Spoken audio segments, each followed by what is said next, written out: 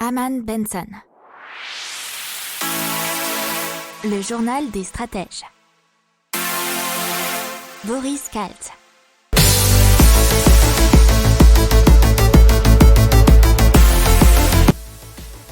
Bonjour à tous et bienvenue dans le journal des stratèges pour une revue de l'actu éco-tech et impact du jour. La une aujourd'hui, c'est un véhicule qui fonctionne grâce au biogaz généré par des excréments et ça se passe en Australie. Dans l'éco, un train de nuit Stockholm-Berlin. Dans la tech, une solution de capture et de partage d'environnement en réalité virtuelle.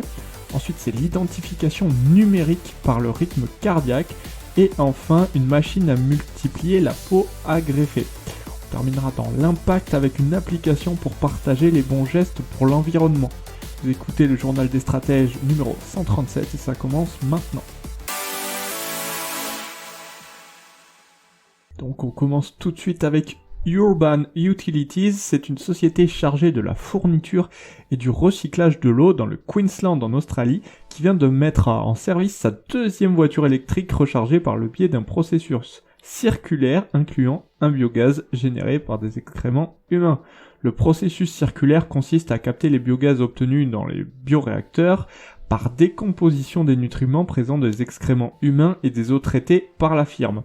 Ces gaz permettent ensuite d'alimenter un moteur qui fabrique de l'électricité et qui est employé ainsi pour la recharge de la batterie de SPUV. Avec une autonomie moyenne maximale d'environ 484 km, c'est un Hyundai Kona de la firme qui requiert l'équivalent de 1000 habitants de Brisbane en termes d'eau usée retraitée pour une recharge complète de la batterie. Et on parle de Transdev qui lance un train de nuit Stockholm-Berlin.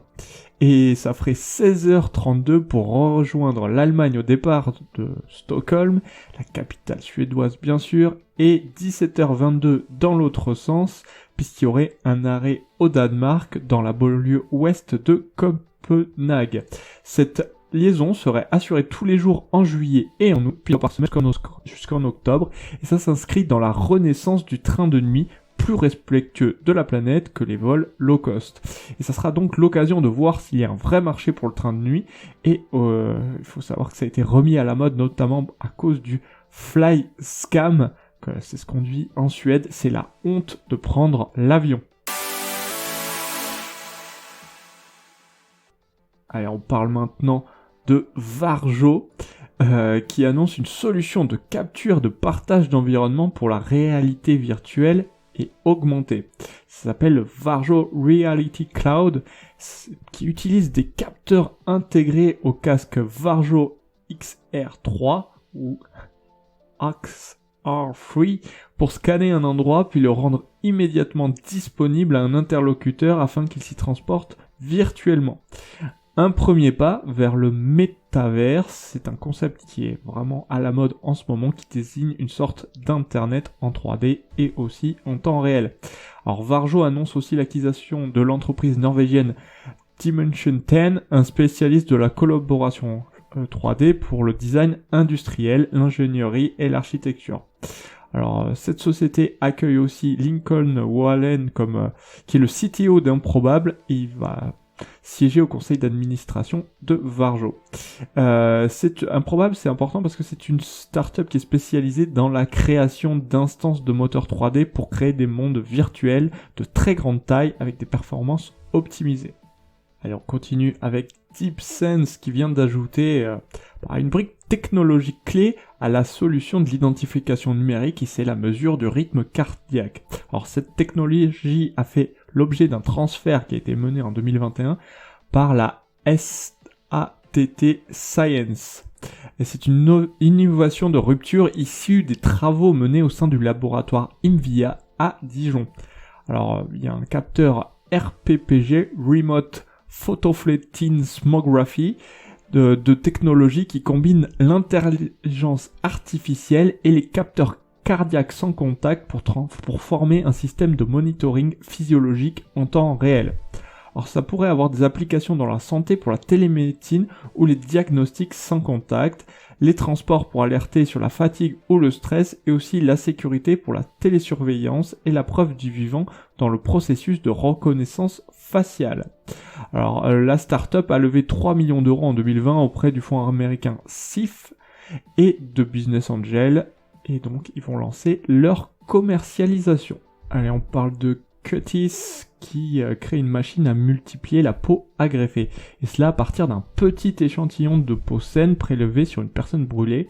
Ils la font pousser en laboratoire avec des cellules cutanées qu'ils combinent ensuite avec un hydrogel pour obtenir une nouvelle peau. Alors, c'est baptisé d'Innovoskin et elle est épaisse d'1 millimètre, comme le sont en moyenne le derme et l'épiderme naturel. Alors, ce qu'ils savent faire pour le moment, c'est multiplier la surface de l'échantillon d'origine d'un facteur 100, et ils aimeraient bien faire un facteur 500. Le produit fait aujourd'hui l'objet d'essais cliniques. Il a reçu la désignation de médicament orphelin.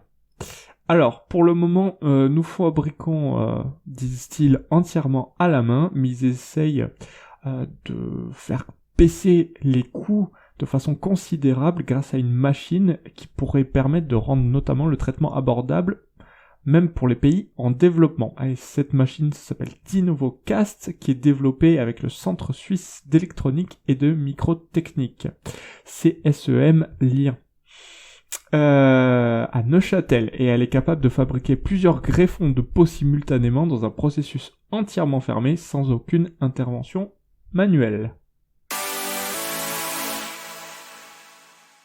Alors on continue avec We Are The Drops, c'est une application pour partager les bons gestes pour l'environnement. Et c'est aussi une application participative puisque c'est pour promouvoir les gestes simples qui pourraient protéger l'environnement, comme par exemple fabriquer sa lessive ou son dentifrice, ne plus utiliser notamment de gobelets jetables. Alors l'application sera accessible sur ordinateur, sur mobile et tablette, et ces entrepreneurs recherchent pour le moment des testeurs bénévoles pour recevoir l'application en version bêta. Ils ont notamment réalisé une vidéo qui explique le fonctionnement de l'appli. Donc je vous invite à aller sur leur site et vous inscrire si vous avez envie d'essayer. Voilà, c'est tout pour aujourd'hui. Je vous souhaite une excellente journée et je vous dis à demain pour plus d'infos. Ciao.